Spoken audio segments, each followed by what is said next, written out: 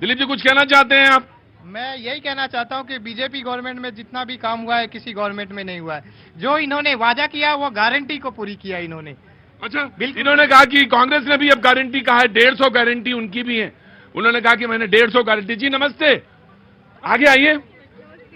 नमस्ते सर, मैं आपकी बहुत बड़ी फैन हूँ सर। मैं मतलब हो गया मुझे 7-8 साल आपको देखते हुए। और अच्छा, कर क्या रही हैं आप ये बताइए? सर मैं अभी कैबिन क्रू के लिए इंडिगो में ट्रेनिंग चल रही है मेरी। अच्छा, ओ एयर होस्टेस है ये, बहुत अच्छा।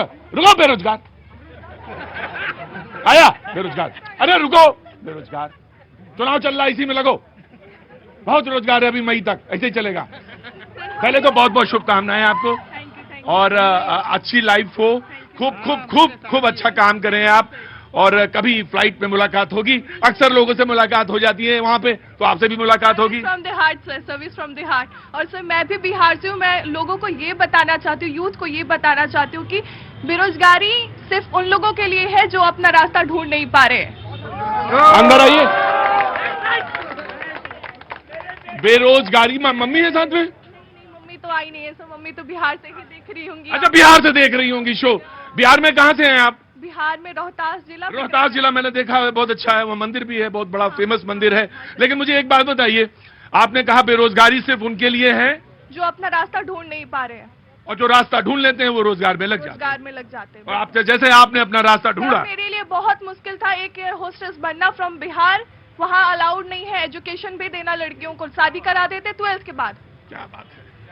मेरा पूरा शो कभी कभी ऐसा हो, मैं कल भी जब शो कर रहा था मुजफ्फरनगर में, 2 लड़कियां आई, उन्होंने भी बोला, मुझे कभी कभी लगता है अपार्ट फ्रॉम पार्टी, चाहे कांग्रेस हो, चाहे बीजेपी हो, चाहे कोई हो, समाजवादी पार्टी हो, जब कोई लड़की या महिला बोलती है तो मुझे लगता है इस देश का वो हिस्सा बोल रहा है जिसे बहुत पहले उठ जाना चाहिए था, या जिसे बहुत पहले बहुत सारी चीजें कहनी चाहिए थी। जो आंखों में चमक दिखती है मुझे कभी कभी, मुझे लगता है कि अपना देश बहुत सही रास्ते पर है और आने वाला समय यह है कि सुकून से यह शख्स बैठ सकता है। जी मैं बिल्कुल, बोलिएगा, पहले मुझे बात कर लेने दीजिए।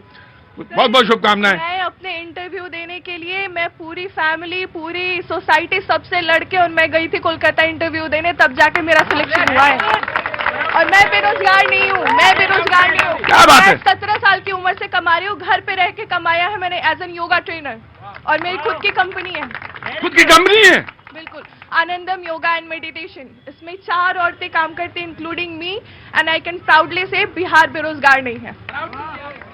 मैं ये आपसे आज एक निवेदन करूं, मैं आप क्योंकि मेरा शो देखती नहीं है तो मैं आपसे एक चीज मांग लूं छोटी सी, तो मुझे मिल जाएगी? बिल्कुल सर, बिल्कुल। मेरी उस जमीन पे जहां पे वो सारे लोग बैठ जाएंगी थोड़ी देर के लिए, मुझे अच्छा लगेगा। सर ये बहुत बड़ी बात कह रही नहीं नहीं नहीं नहीं, आप इसकी हकदार हैं। बहुत लोग तो ऐसे ही बैठ जाते हैं वहां पे, यकीन मानिए बहुत सारे लोग यूं ही बैठ जाते हैं। मैं मना नहीं करता, लेकिन बहुत कम लोगों से मैं कहता हूं कि मेरा मन है कि वहां बैठ जाइए। मैं आपसे प्लीज क्लैप करिए इनके लिए। बातचीत चल रही थी चुनाव पे, बात घूम गई कहां? इधर रोजगार बेरोजगार पे। किसी ने कहा कि आप अपना निगाह, अपना फोकस क्लियर करिए, बेरोजगारी खत्म हो जाएगी। मैम नमस्ते, मैंने देख लिया आपको, आके खड़ी हुई हैं।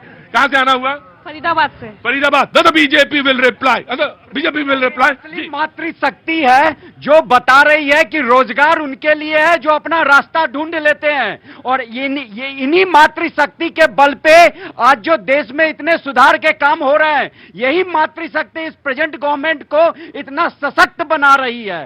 जी वेरी गुड। आम आदमी पार्टी।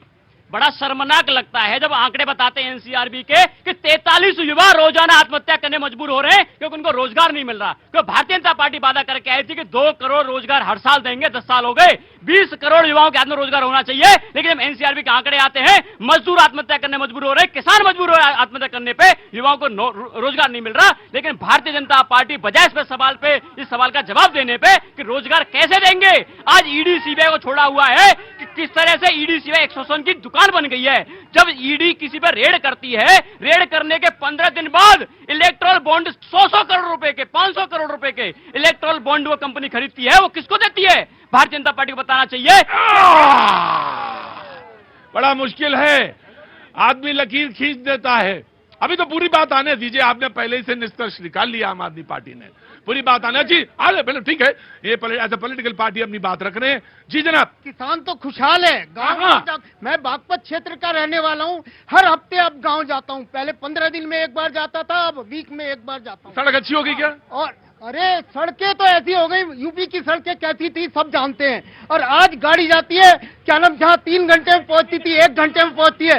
इसीलिए कहना चाहता हूँ कि दर्द का एहसास जिन्हें होता है वो रो सकते हैं। दर्द का एहसास, यस, दर्द का एहसास जिन्हें होता है वो रो सकते हैं, और गैर के अश्क भी दामन को भिगो सकते हैं। नींद आती नहीं फूलों पे अक्लमंदों को, और मोदी जी जैसे प्रधानमंत्री के दीवाने तो कांटों पे भी सो सकते हैं। 400 पार करवा ही देंगे क्या? कहाँ से आना हुआ आपका? जी बिहार से। बिहार में? आज बिहार के लोग बहुत आ गए। मैं आया, just wait a minute, I am coming. हम आशी दोनों भाई। हाँ जी बिहार से, बेतिया जिला से मनीष कश्यप। बेतिया से हैं? आए है, बेतिया तो क्या बढ़िया जगह है। बोलो भैया। घूमने के लिए आए हैं, अच्छा जगह है। हाँ तो घूमो, देखो सब अच्छा जगह देख लो, है ना। और वो बहुत सही समय। कोई बात नहीं बेटा, मैं नहीं, बिहार का आदमी गिर ही नहीं सकता है, वो गिरता भी संभल जाता है। और मैं तो ये कह रहा हूँ कि अच्छे तरह से घूमो और देखो। और कब वापस जाओगे? होली से पहले चले जाना। हाँ, कल चल जाएंगे। कल चले जाएंगे ना? अब बस सबने देख लिया समझो पूरी दिल्ली। मैं मोदी जी से ही कहना चाहता हूँ, जिस तरह मैंने दिल्ली में व्यवस्था बनाए रखे हैं, उस तरह बिहार में बनाए, जब हम लोग बिहार से यहाँ न आए। ठीक है। तो भैया जैसी व्यवस्था दिल्ली में बनाए हैं प्रधानमंत्री, वैसे ही व्यवस्था हुआ बिहार में। डबल इंजन की सरकार नीतीश जी बनाए तो हुए। मुझे मालूम था तुम यही कोने में छिपे बैठे हो, मुझे मालूम था। बात एक और भी मैं कहूंगा, जो भाई साहब वहाँ से कह रहे थे हाँ। कि उनके जो वादे हैं सब सच्चे हैं, तो वो ये क्यों कहे कि आगे बढ़ जाते हैं कि ये जो चुनावी जुमले थे, व्हाट इज इट, चुनावी जुमले थे, ये क्यों कह देते हैं अगर वादे ही सारे पूरे किए उन्हें? वादे सारे पूरे किए तो चुनावी जुमले थे। मैं कांग्रेस को एक छोटा सा मौका दे दूं, उसके बाद आ जाऊंगा आपके पास। जी चलेगा ना? जी बिल्कुल। राकेश जी हमारे जो हैं प्रवक्ता ऐसे कांग्रेस बीजेपी के हैं, बहुत मतलब बहुत सारे लोग आते हैं, लेकिन इनका एक जवाब नहीं एक बात का। हाँ ठीक है, आप एडजस्ट कर लो, मैं आराम से हूँ। बहुत अच्छी बात। जी देखिए, बेरोजगारी पे तो भारत की सरकार ने और मोदी जी ने युवाओं को केवल एक चीज दी है, वो भी दिए हैं कि आप MBA कर लो, PhD कर लो, MBBS कर लो, और उसके बाद पकौड़े तल लो। पकौड़े तलने का एक नया उन्होंने स्टैंड अप इंडिया दे दिया है। ये इस वक्त देश में सबसे शर्मनाक बात। मुझे लगता है बेटा इस पे जवाब मैं बीजेपी से नहीं तुमसे लेना चाहता हूँ। बोलो, 17 साल की उम्र से हमारी आज एरोस्टेस होने जा रही हैं। जी। और पकौड़े तलने, तो मैं ये कहना चाहती हूँ, पकौड़े तलना एक छोटा काम नहीं है। जो हमारे अंकल या भैया या जो भी कर रहे हैं, वो भी काम करें। हमें इस नजर से देखना नहीं चाहिए कि वो सिर्फ पकौड़े तल रहे हैं। ये लोग कहते हैं कि MA पास या MBA पास पकौड़े तले। तो MBA करके, MBS करके आप जॉब ढूंढिए ना, आप अपने लिए रोजगार ढूंढिए, आप वो करिए ना। ना तो बीजेपी विल रिस्पॉन्ड। इसके बाद मैं आपके पास। जी अब इसके बाद आपके पास। जी। आम आदमी पार्टी केजरीवाल के प्रवक्ता को शर्म आ रही है। किस बात पे? अरे अभी इन्होंने कहा कि इस बात पर, अरे शर्म हम लोगों को आती है राजनीतिक कार्यकर्ता के एक दल ऐसा है केजरीवाल का, जिसका शिक्षा मंत्री शराब घोटाले में जेल में जमानत नहीं हो रही है। शर्म हमें आती है, शर्म हमें आती है कि आपका जेल मंत्री खुद जेल में मालिश करवा रहा है, जमानत नहीं हो रही है। शर्म हमें आती है, एक दिल्ली के वोटर को आती है कि आपको मत देकर सरकार बनाया और आपका एक राज्यसभा सदस्य जेल में है, जमानत नहीं हो रही है, और आपका मुख्यमंत्री सम्मन पर सम्मन भाग रहा है, ईडी पीछे पीछे है। कब तक भागोगे? आप समझते हो कि एक जमानत ले लिया उन्होंने तो बच जाएंगे? नहीं बचेंगे। एक एक रुपए का हिसाब आपसे लिया जाएगा, ये तय हो चुका है। और जी। हाँ? इलेक्शन बाद गिरफ्तारी होगी। अच्छा है। अब वो ईडी से है क्या नाम है आपका?